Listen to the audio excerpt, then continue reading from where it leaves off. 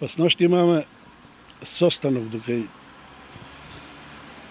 11:30 саато и се разотидееме дома.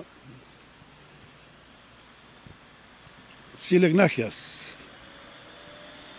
Кај 3 саато, 3:05, чујах доле джангр, стакла се кршат, тоа, но се подадех од џамо.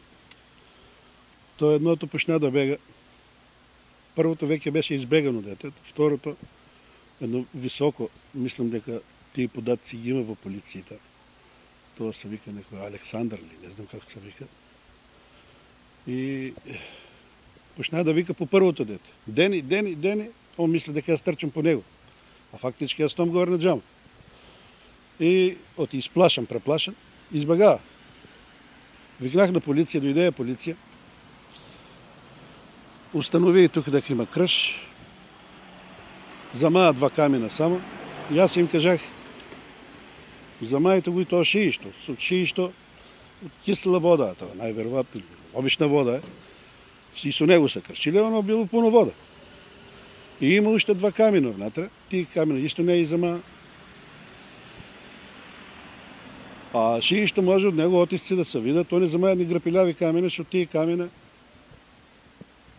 уопште нема да покажат никакви траги. И што е најинтересантно, еден од полицајето, тај што водичо,